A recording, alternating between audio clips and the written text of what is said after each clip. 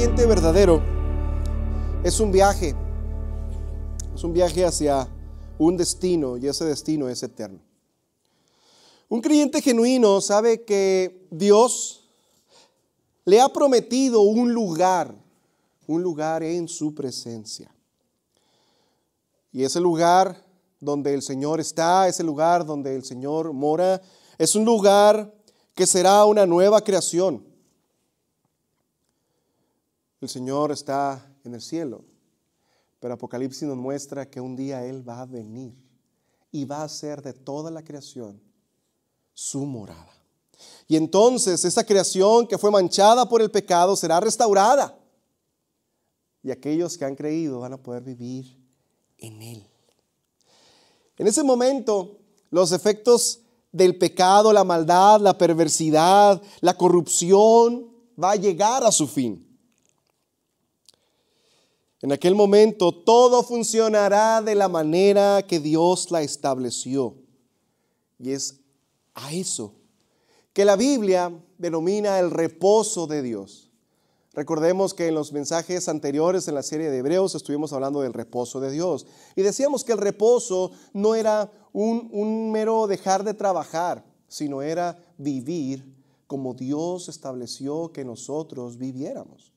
Por eso el reposo es llegar al séptimo día, Dios estableció ese séptimo día, pasar tiempo con Él, vivir reconociendo lo que Él ha hecho y por un día recordar cómo será la eternidad, recordar la obra que Él hizo y lo que Él destinó para que nosotros fuéramos. A eso es el reposo del Señor. Nosotros decíamos que aunque no estamos en un reposo literal, no hemos llegado a la nueva creación donde ese séptimo día, ese reposo será eterno, donde el hombre funcionará como Dios lo estableció para funcionar, donde la creación funcionará como Él estableció. Nosotros aquí podemos ya tener algunos destellos de lo que Dios hizo para vivir en su gloria. Por ejemplo, ya tenemos comunión con Él. Una comunión que no hubo antes, sino que viene a causa de la obra de Cristo. Una comunión que viene y que será perfecta, aunque ya tenemos parte de esa comunión. Gozamos del Espíritu Santo. Eso un día será perfecto. Entonces, mantén en tu mente la imagen de un paraíso donde Dios mora, donde quiere que tú habites allí, donde lo podrás contemplar cara a cara, un lugar donde hay paz, donde hay gozo eterno, no habrá más llanto ni dolor. Y creo, porque la Biblia me dice, que esa debe ser tu meta y mi meta. Sin embargo, en los mensajes pasados hemos visto que hay una advertencia que hace el autor. Dice, tengan cuidado, no endurezcan su corazón, porque puede haber algunos que teniendo la promesa de entrar en su reposo, no lleguen a aquel reposo, no lleguen a la gloria. Entonces, después de estas advertencias, el autor nos está llevando a que contemplemos lo que Dios ha establecido para llevarnos allá. Es decir, Dios no nos ha dejado simplemente solos y decir, bueno, ya está mi promesa y entonces ustedes caminen y a ver si llegan. No, Él ha prometido que aquellos que han confiado en Él van a tener su sustento, su provisión, su cuidado para alcanzar la gloria. Entonces, en este pasaje, hermanos, parece que el autor cambia de tema, pero no, está hablando exactamente del mismo tema. Y para ilustrarte todo lo que he dicho hasta aquí y puedas entender lo que el pasaje nos dice, imagina que estás en medio de un viaje a un lugar que es desconocido como tal para ti. Solamente tienes algunas señas de cómo será. No tienes mapa, no hay señales en el camino y para empeorar las cosas, el terreno es difícil de recorrer. A medida que avanzas, las preguntas comienzan a acumularse. ¿Estoy en el camino correcto? ¿Cuánto falta? ¿Estoy yendo en la dirección equivocada? Sin una guía clara, cada paso está lleno de dudas, de inseguridades y a veces miedo. Ahora piensa en nuestra vida espiritual. Nuestro destino es estar en el reposo de Dios, esa gloria prometida, como dijimos, donde Él morará con nosotros por siempre. Pero hermano, no es un viaje a ciegas, no es un viaje sin una guía, no es un viaje en el que nosotros podamos decir, ¿a dónde voy? Sino que Él ha establecido algo para que nosotros podamos llegar a donde Él nos ha instruido para que vayamos. Incluso en medio de los tropiezos y las decisiones equivocadas, podemos gozar de la dirección de Dios. Y es aquí donde vamos a entrar a Hebreos capítulo 4, versículos 12 y 13. Porque nos recuerda de una manera muy clara que Dios no nos ha dejado a ciegas, sino que nos ha dado su palabra, nos ha dado una guía viva y poderosa que ilumina nuestro camino, que revela lo que hay en nuestro corazón y nos conduce hacia su reposo.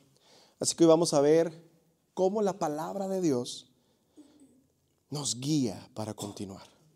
Mira lo que dice Hebreos capítulo 4, versículos 12 y 13. Porque la palabra de Dios es viva y eficaz y más cortante que cualquier espada de dos filos.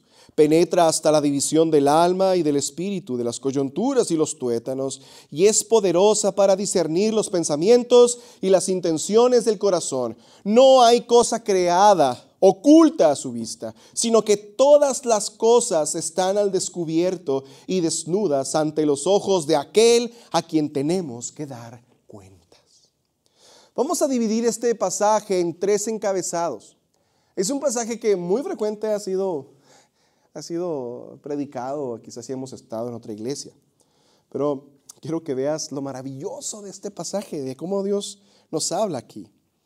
En primer lugar, vamos a ver qué es la palabra de Dios. En segundo lugar, vamos a ver cuáles son las características que este pasaje nos enseña acerca de la palabra de Dios. Y en tercer lugar, vamos a ver el poder de Dios en su palabra. ¿Ok?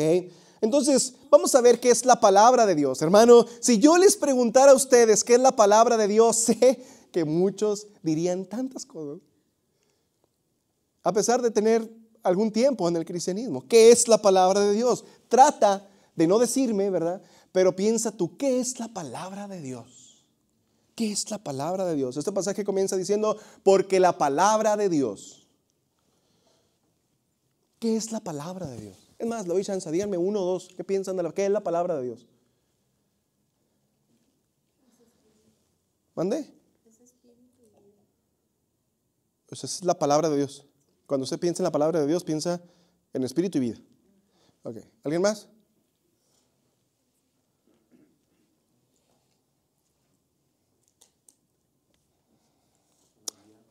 Una guía. Pero en sí, ¿qué es? En sí, ¿qué es la palabra? Ok. Cuando pensamos en la palabra, regularmente nosotros pensamos en la Biblia. ¿Ok? Pero fíjate bien, el pasaje está diciendo aquí, porque la palabra de Dios es viva,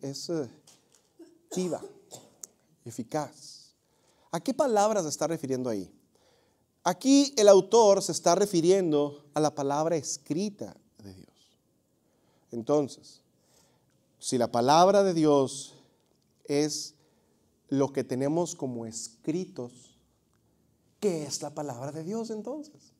Y yo quiero que tú pienses en esto porque, mira, estuve pensando cómo enseñar esto. La palabra de Dios sabemos que es la Biblia. Pero cuando abrimos la Biblia, no encontramos la palabra de Dios. ¿Por qué? Porque nosotros pensamos que la palabra de Dios debe ser aquello que únicamente nos comunica algo. Por ejemplo, cuando nosotros leemos las genealogías, ¿qué Dios te habla ahí?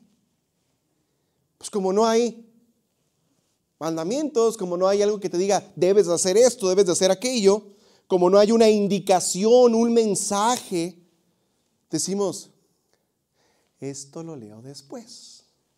¿Qué voy a estar leyendo ahí? Puros nombres raros.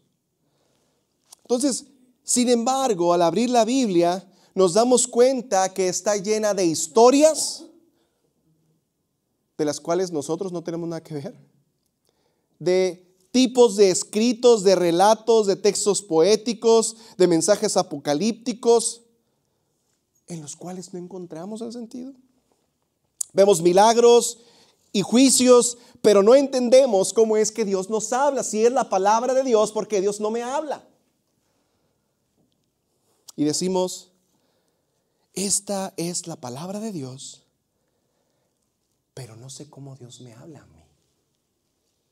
¿Les ha pasado todo esto que estoy diciendo? Nuestra conclusión entonces es que solo cuando vemos algún mandamiento es que reconocemos a Dios hablando como no robarás, no mentirás, amar a Dios, no codiciar. Y como encontramos entonces instrucciones, es lo que nosotros decimos que tenemos que obedecer. Pero hermanos, la palabra de Dios es la revelación de Dios. ¿Nota eso? La palabra de Dios es una revelación de su persona. De todo aquello que nos habla de su carácter, de su personalidad. Así que no es solamente encontrar mandamientos o instrucciones, sino que incluye todo relato que nos enseña quién es Dios, cómo actúa y qué pide del hombre. Y cómo el hombre debe vivir en relación con quién es Dios. Y eso no se hace solo por mandamientos. Para entender quién es Dios, Él lo hizo de una manera muy dinámica. Entonces, el error que cometemos es que cuando leemos alguna historia de la Biblia, nosotros vamos rápido y buscamos los mandamientos para no ser como David, no ser como Sansón, no andar con filisteas como Sansón, ¿verdad? No andar de lujurioso como David, ser como Josué. Y entonces entramos en conflictos, porque siempre estamos buscando esos mandamientos, pero no debemos hacer eso. Nosotros debemos de leer y tratar de entender primero el relato y preguntarnos qué es lo que Dios hace o dice, o cómo Él responde a lo que el hombre hace. Así como lo que el hombre hace al ver lo que Dios hace, dice o es. Les voy a poner un ejemplo. Nosotros podemos leer Génesis capítulo 1, capítulo 2 y capítulo 3. Nosotros vemos la historia de cómo Adán y Eva cayeron en el huerto. Pero la gente dice, bueno, o sea, ¿qué Dios me habla a mí? ¿Cómo yo puedo entender que es palabra de Dios? Hermanos, fíjate, es importante esto y quiero dejarlo bien claro porque quizá no se nos ha enseñado esto. Cuando nosotros vemos a Dios actuando, por ejemplo, cuando Él manda a asesinar, nosotros quedamos cautivados solamente con el asesinato de ir y matar a tantas personas. Sin embargo, cuando vemos algo como esto, nosotros debemos darnos cuenta que Dios está manifestando su justicia, su poder y su paciencia al no haber actuado de una manera con juicio inmediatamente. Se nos enseña su paciencia, su bondad, todo lo que Él hace. Y al tratar de entender el texto, nosotros vamos a conocer a Dios. Y entonces vamos a recibir palabra de Dios al entender su palabra. Vuelvo al ejemplo que te dije de Adán y Eva. Dije que la Biblia nos enseña quién es Dios, que la Biblia es la palabra de Dios. Nos enseña que Dios tiene todo el poder, ¿cierto? Que Dios lo sabe todo, ¿cierto? ¿Dios está en todos lados? Sí. Entonces, la pregunta es, ¿qué pasó cuando Adán y Eva pecaron? ¿Dios lo supo? ¿Lo supo? Sí. ¿Lo supo cuando estaba pasando? ¿Lo supo antes como algo futuro que iba a pasar? ¿Supo cuáles iban a ser los resultados? ¿Por qué entonces la Biblia nos enseña que Dios va al huerto? El hombre escucha, fíjate, Dios va al huerto, el hombre escucha que Dios viene, el hombre se esconde y Dios le habla y le dice, fíjate lo que dice Génesis 3. Pero el Señor Dios llamó al hombre y le dijo, ¿dónde estás? Y él respondió, te oí en el huerto, tuve miedo porque estaba desnudo y me escondí. ¿Quién te ha dicho o quién te ha hecho saber que estabas desnudo? Le preguntó Dios. ¿Has comido del árbol del cual yo te mandé que no comieras? Pregunta. ¿Dios sabía dónde estaba Adán? Sí.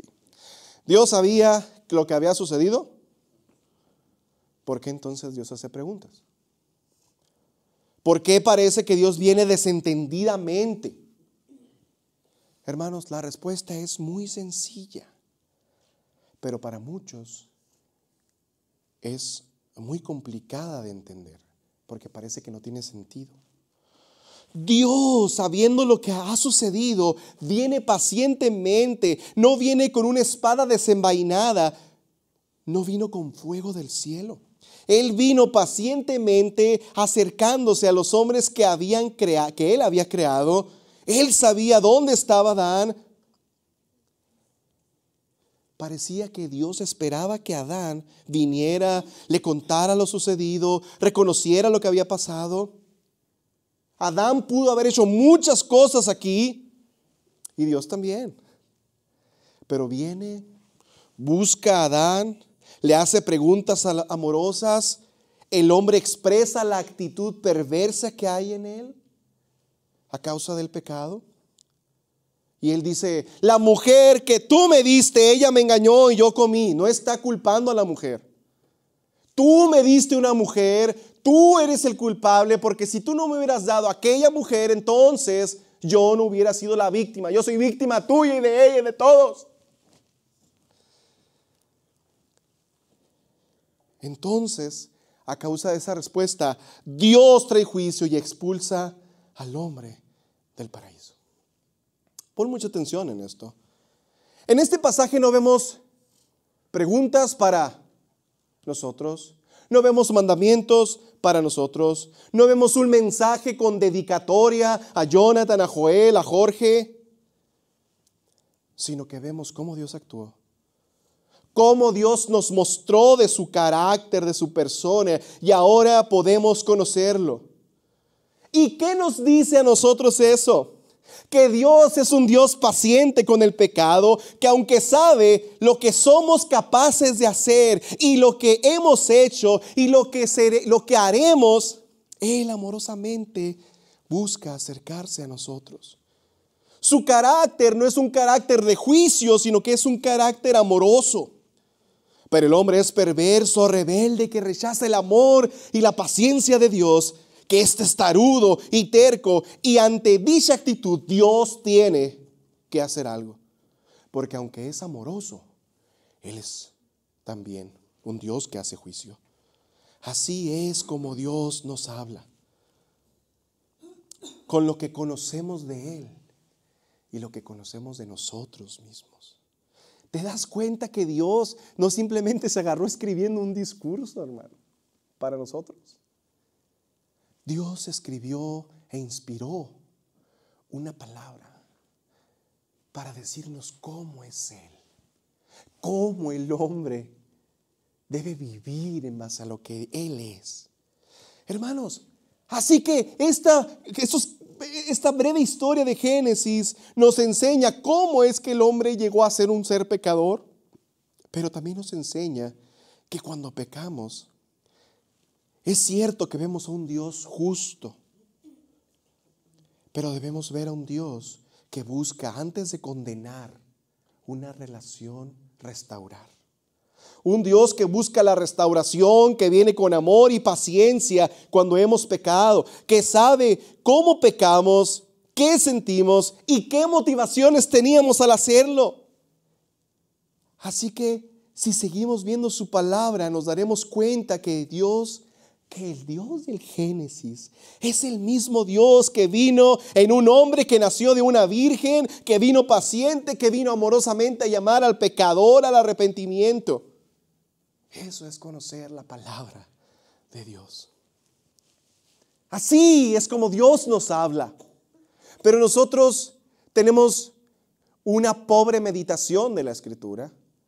No nos gusta detenernos, no nos gusta leer, no nos gusta memorizar, no nos gusta orar y decirle, Señor, enséñame de ti. Sino que solamente leemos, no robarás, no debo robar, no fornicar. Y no es lo que Dios, no es la manera en como Dios quiere que lo conozcamos. Fíjate lo que dice Pablo a Timoteo acerca de la palabra de Dios. Desde la niñez has sabido las Sagradas Escrituras. ¿Has sabido qué? Las Sagradas Escrituras, las cuales te pueden dar la sabiduría que lleva a la salvación mediante la fe en Cristo Jesús. Toda Escritura es inspirada por Dios y útil para enseñar, para reprender, para corregir, para instruir en justicia, a fin de que el hombre de Dios sea perfecto, equipado para toda buena obra. Hermanos, Pablo se refiere a la palabra de Dios como las Sagradas Escrituras.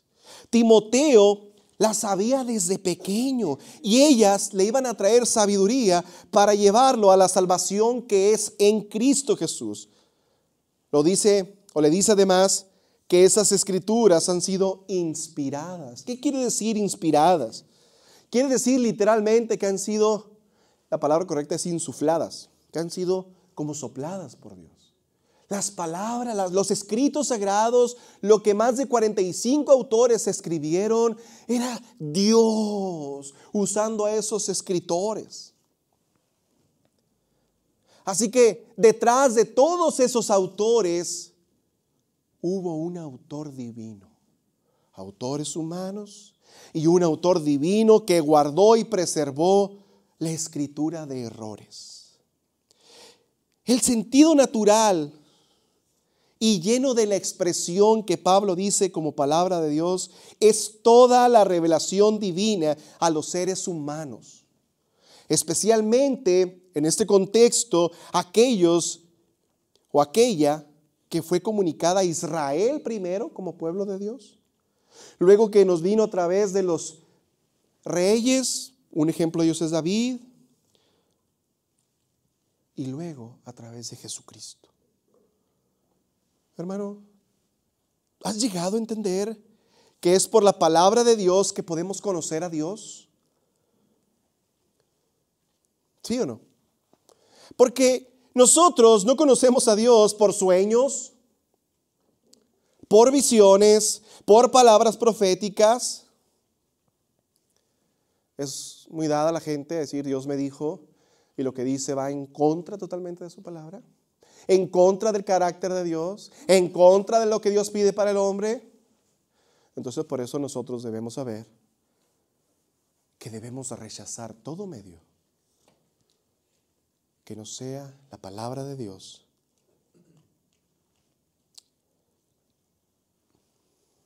Y menos cuando alguien está en éxtasis, ¿verdad? Diciendo que, hermanos, la palabra de Dios entonces es y está en un libro al cual nosotros debemos entender, debemos prestar atención, debemos conocer el carácter de Dios y conocernos a nosotros mismos. La palabra de Dios. Por eso, al leer la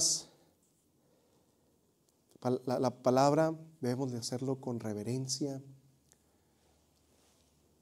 para conocer al autor detrás de ella. ¿Ok? En segundo lugar, vamos a ver las características de la palabra de Dios. Este libro es un libro sin igual. Es un libro que no solo es meramente un libro. Mira lo que dice el versículo 12 nuevamente. Porque la palabra de Dios es viva y eficaz y más cortante que cualquier espada de dos filos. Penetra hasta la división del alma y del espíritu, de las coyunturas y los tuétanos. Y es poderosa para discernir los pensamientos y las intenciones del corazón. Este versículo nos enseña 4 características de la palabra de Dios. Y la primera es que la palabra de Dios es viva. ¿Qué entendemos por viva? Esta expresión en el idioma original pudiera ser traducida como palabra viviente. Porque la palabra viviente de Dios. ¿En qué sentido es viviente? ¿En qué sentido es viva? En el sentido de que es vigente y tiene vida en sí misma. A pesar de que es una palabra dada para la antigüedad, debemos recordar que esta palabra es la revelación de Dios. Dije que la palabra de Dios es la revelación de Dios. ¿Por qué es viva? Porque habla de un Dios que es vivo. Un Dios que ha puesto en su palabra quién es Él, y ya que Él no cambia, entonces su carácter, lo que la palabra de Dios dice de Él, es actual, vigente y tiene una repercusión para nosotros el día de hoy. Por ejemplo, cuando Esteban, aquel diácono que fue apedreado en el libro de Hechos, el primer mártir de la iglesia, está dando su discurso, él dice que Dios le dio a Moisés palabras vivas, refiriéndose a la ley. Y Pedro dice que es por la palabra viva que Dios nos da el nuevo nacimiento. Entonces, el autor de esta carta, en el capítulo 3, versículo 7, ha dicho que el Espíritu Santo es el que habla a través de su palabra, como ha hablado el Espíritu. Y es enfático cuando dice que no seamos indiferentes a su voz, porque si ustedes recuerdan, nosotros leímos el Salmo 95 y el Salmo 95 decía, si escuchas hoy su voz, no endurezcas tu corazón. Y luego el autor nos dice, hoy no endurezcamos nuestro corazón. Esto es un ejemplo de cómo la palabra de Dios es aplicable para nuestra vida. Jesús dijo que el Espíritu es el que da vida. Y las palabras que Él habla son espíritu y son vida. Es decir, la palabra de Dios es viva e imparte vida. Algo que es importante decir es que es posible leer las Escrituras y escuchar la palabra sin hacer caso de su mensaje y sin reconocer y aceptar su autoridad. Sin embargo, aquellos que la reciben con fe, ellos reciben también vida. Así que nosotros debemos tener cuidado de no ver en la palabra meramente un libro intelectual religioso más. Hermano, cuando nosotros escuchamos la palabra, solo hay 2 opciones: creer o rechazar. Si eres creyente, la única opción es aceptarla y obedecerla.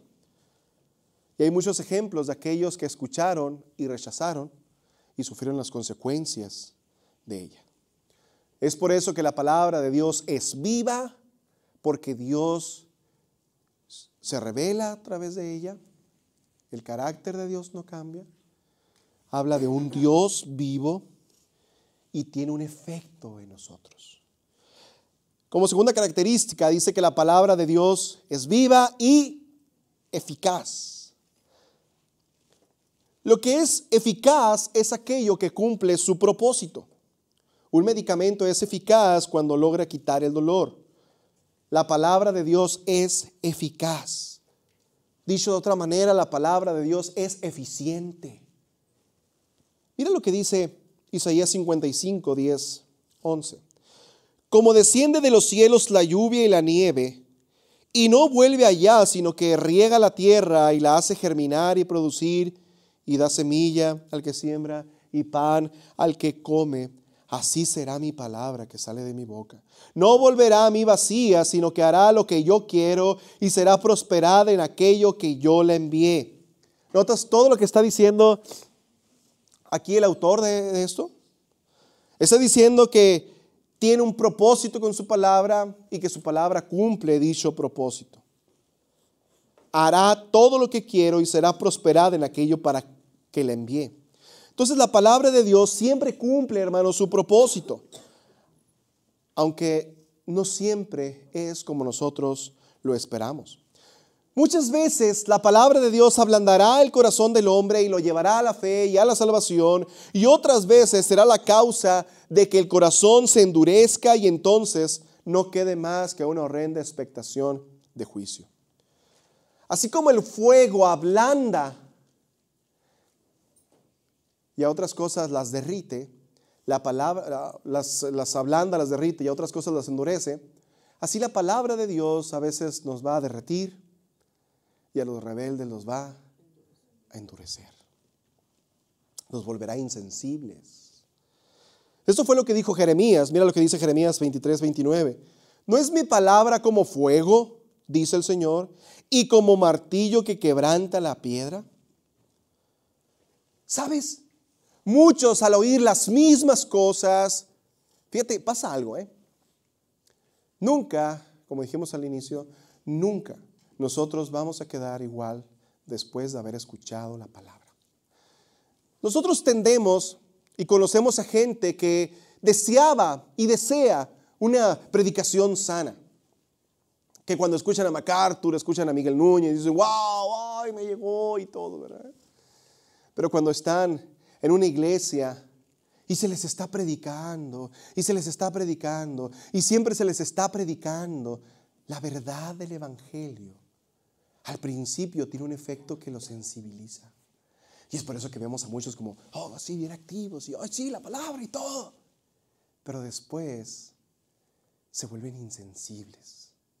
Se vuelven insensibles y dejan de ver la gloria que el evangelio nos enseña.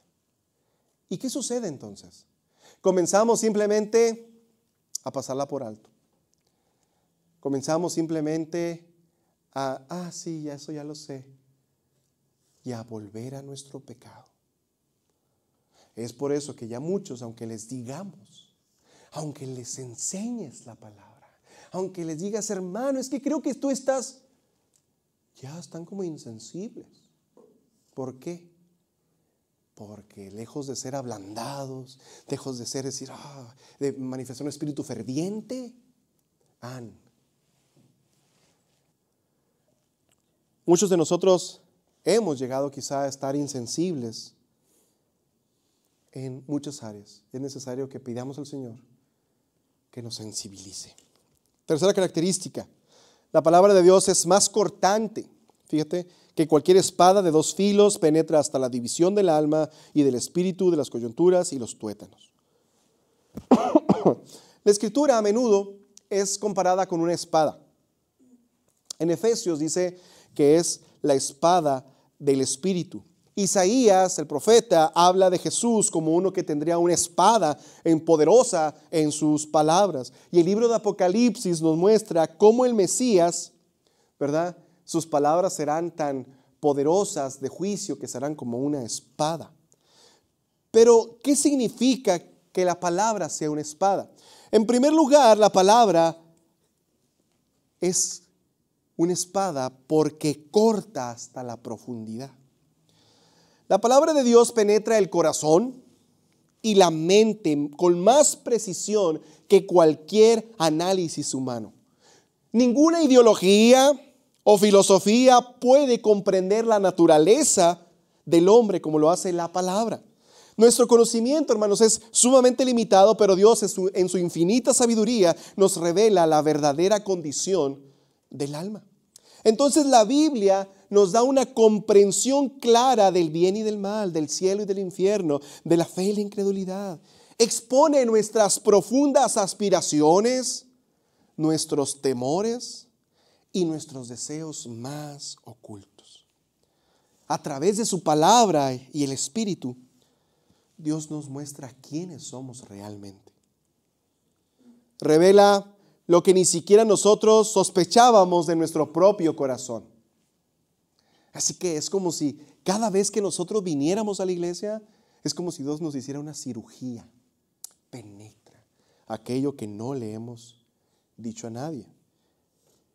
¿Por qué la palabra es una espada? Porque nos hiere para sanarnos. Estar bajo autoridad de la palabra no siempre es cómodo, hermanos. Es como un bisturí en manos de un médico nos confronta, nos corrige y nos transforma. Y eso no es placentero, ¿verdad, Abdiel?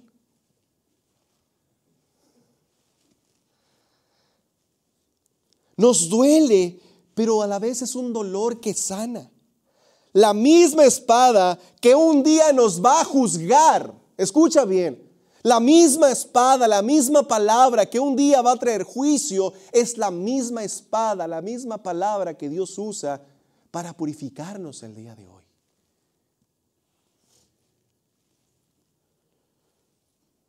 Puedo pensar en un ejemplo, ¿no? Alguien que es herido por un bisturí para ser asesinado, pero alguien que es un herido con ese mismo bisturí para ser sanado es diferente. Debemos darnos cuenta que la misma palabra que nos va a juzgar es la misma que Dios usa para purificarnos, para corregirnos. Las Escrituras no solo consuelan, sino que también denuncian el pecado. Alternan entre la dureza y las promesas divinas y la corrección.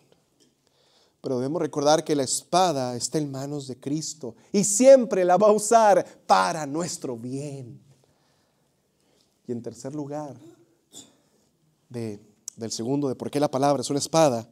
La palabra es una espada porque hace separación. Dice que penetra hasta partir el alma y el espíritu, las coyunturas y los tuétanos.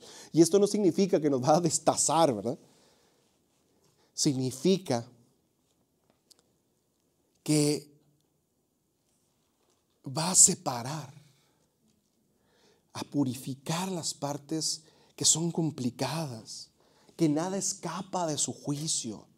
Hermanos, la palabra revela quién es un verdadero creyente y quiénes solo aparentan serlo. Penetra a los rincones más oscuros del alma, discierne nuestras verdaderas intenciones, aunque nosotros no sospechemos de ellas. Y esto me lleva al cuarto de por qué la palabra es una espada. Porque discierne los pensamientos y las intenciones del corazón. A esto muchos lo han llamado la perspicacia de la palabra. Dice el texto que discierne los pensamientos y las intenciones. En griego, esa discernir, te voy a decir cómo es la palabrita. Críticos, en griego. ¿A qué te suena? A criticar. Bueno, pues esa palabra, ¿verdad?, significa evaluar o juzgar. Pero no somos nosotros los que criticamos o los que juzgamos a la palabra. Dice la palabra que es ella la que nos juzga y la que nos muestra y nos critica amorosamente a nosotros. Nosotros debemos someter a ella nuestra vida. Es la capacidad que la palabra tiene para discernir lo que hay más allá del corazón del ser humano. No solamente nuestras acciones, sino también sondea los pensamientos más ocultos y las intenciones más profundas del corazón.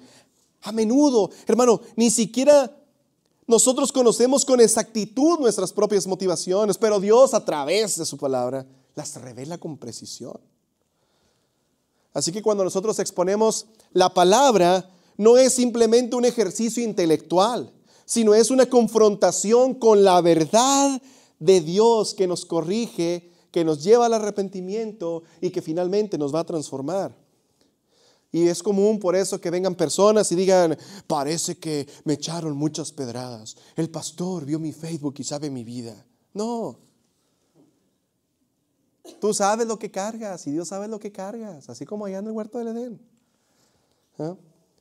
Ella saca lo que hay en ti, exhibe y exige una responsabilidad. A esto es lo que muchos llaman el sentido profético de la palabra. Hermano, un Dios que habla a través de su palabra escrita. ¿Te fijas? Porque la palabra de Dios es viva y eficaz y más cortante que toda espada de dos filos, que penetra hasta partir el alma, el espíritu, los huesos, las coyunturas, los tuétanos, todo. Y el versículo 13, entonces vamos con el tercer encabezado. Nos muestra el poder de la palabra, o sea, el poder de Dios en su palabra. Mira lo que dice el versículo 13. No hay cosa creada oculta a su vista, sino que todas las cosas están al descubierto y desnudas ante los ojos de aquel a quien tenemos que dar cuenta. La palabra de Dios, según el autor, es como un juez que juzga nuestros pensamientos, lo acabamos de ver. Sin embargo, aquí en el versículo 13 pasa el énfasis de la palabra a Dios mismo. Es su palabra la que revela todo, y la razón es muy clara. ¿Por qué revela todo la palabra? Porque Dios lo ve todo. Así como mencionamos al inicio, la palabra revela el carácter y la personalidad de Dios. Y como Él no cambia, la palabra no cambia. Imagina esto: cuando tú lees, meditas, escuchas un sermón y eres confrontado, cuando eres expuesto sin haberle dicho nada a nadie, es Dios el que está hablando a tu vida. Es Dios, es una muestra del amor de Dios y del poder que te está diciendo: yo te conozco. Es como un padre amoroso que te dice: yo sé lo que estás a punto de hacer. Yo sé lo que andas haciendo. Y Él no viene rápido con el cinto. Él viene amorosamente a llamarte y decirte: hey, hay algo que estás haciendo mal. Entonces, el hombre puede intentar esconder sus motivos más profundos en los rincones de su corazón. Pero Dios conoce lo que hay en la oscuridad y en las tinieblas. No solo hay pensamientos secretos ni intenciones ocultas para Él. Él sabe todo. Él ya sabe lo que diremos. Y aún así guarda silencio. Y Él sabe incluso nuestras motivaciones. Parafraseando lo que un autor dice, me gusta mucho porque dice que la palabra de Dios no está limitada al tiempo ni al espacio. Nosotros vivimos atrapados en el presente, pero como el carácter de Dios no cambia, como Él nunca cambia, pues ese mismo que formó todo, también sabe todo de nosotros. Si Él cuida a los gorriones cuando caen, ¿no conocerá los profundos secretos de nuestra vida? Hermanos, el incrédulo trata de huir de esta realidad. Una ocasión le preguntaron a un ateo si él era ateo porque no creía o porque no le convenía que hubiera Dios. Él dice: mira, yo no quiero que haya Dios. A mí no me gusta, yo soy ateo por decisión. Y la realidad es que hay muchos ateos por la cuestión sencilla de que si de verdad hubiera un Dios, como ellos lo dicen, ellos tendrían una responsabilidad. Así que es mejor quitar al rey, quitar al vialidad, para que nos deje andar como nosotros queramos. Sin Dios, sin reglas. Pero si hay Dios, hay reglas. Y vamos a dar cuentas ante ellas. Dice que ante Él quedamos al descubierto y desnudos. Hermano, ¿tú crees que vamos a escapar del juicio de Dios? Si aquí tú, sin que nadie lo sepa, sabes cómo andas, cuando simplemente la palabra es predicada, imagínate estar al frente de Dios en aquel día del juicio. Un día, hermano, cuando nosotros demos cuenta, nos va a pasar, bueno, pero no, les va a pasar a muchos, lo que sucede en Apocalipsis, cuando los hombres dicen a las rocas: ¡hey, caínos! ¡Escóndanos! Se meten a las peñas. ¿Han leído esas partes? Porque queremos escondernos de la ira del Cordero. Pero dice que no van a encontrar la muerte. Hermanos, cuando llegue el día, no va a haber lugar en cual podamos refugiarnos. Sin embargo, hoy podemos refugiarnos en el perdón de nuestro gran Salvador. Acercarnos y permitir que su palabra corte aquí, corte allá, exponga, nos cambie, nos transforme. Porque para eso vino Él, para liberarnos del juicio.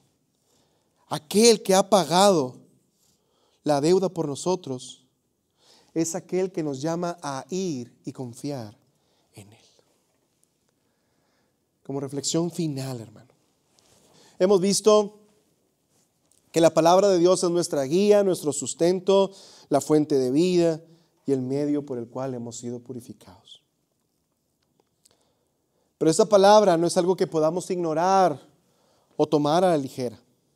Yo te invito a que hagas un alto, que hagas una pausa y valores tu vida.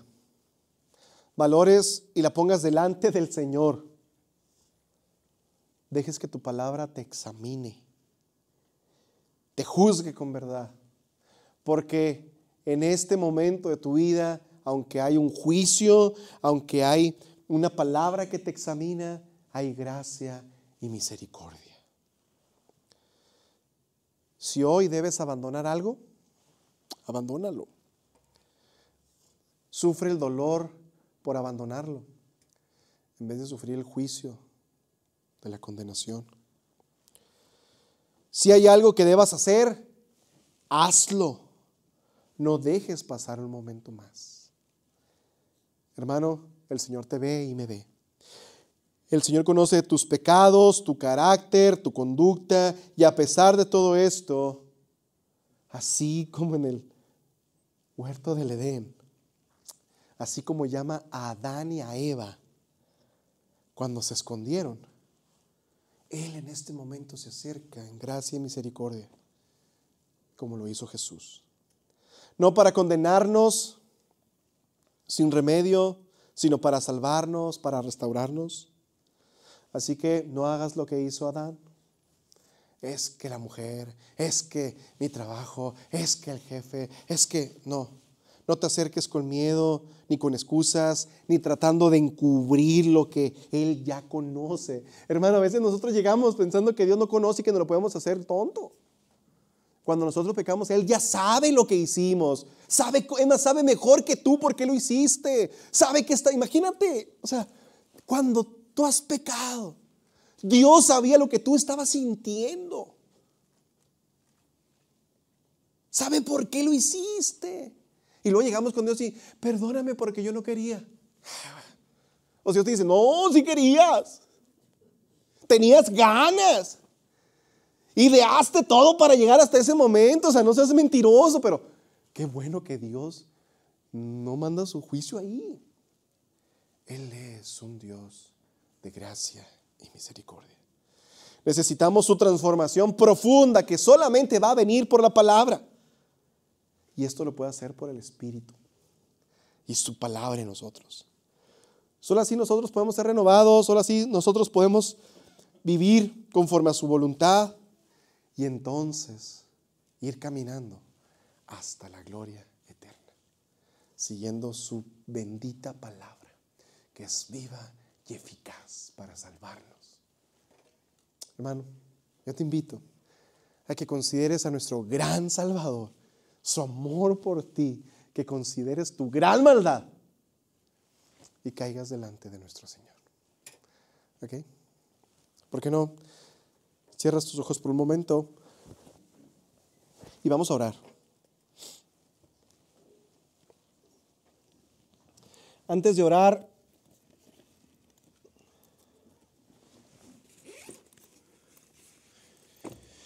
piensa qué Dios te ha llamado anteriormente a hacer o dejar de hacer. ¿Qué es lo que Dios te pide? ¿Qué es lo que Dios te demanda? Porque si tú has sentido esa gracia de Dios que te llama, que te corrige, que sabe todo de ti, es a causa de que Él te ama. Señor, muchas gracias por tu infinito amor, misericordia y gracia. Estamos contentos y agradecidos por tu palabra que nos restaura, nos liberta y nos transforma. Gracias, Dios, porque es por tu palabra que nos purificas, que juzgas las intenciones y pensamientos de nuestro corazón antes de que esa palabra nos juzgue eternamente.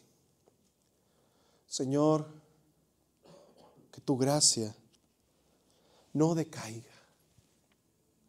Déjanos contemplar tu amor inagotable por nosotros. Y entonces poder deleitarnos en ti, a pesar del dolor que podamos sentir. Es mejor sentir un dolor restaurador, sufrir por saber que estamos siendo mudados, cambiados, transformados a tu voluntad, que sufrir por hacer pecado y las consecuencias que eso nos trae. Te rogamos, Dios,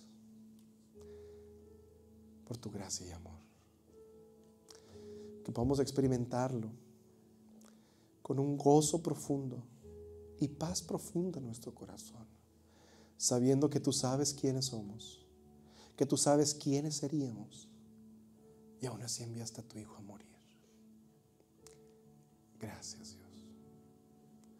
Fortalece nuestra vida, fortalece nuestro corazón.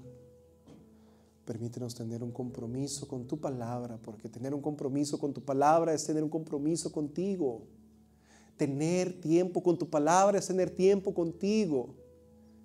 Leer tu palabra es escuchar tu voz. Gracias, Señor. En el nombre de tu Hijo Jesús. Amén.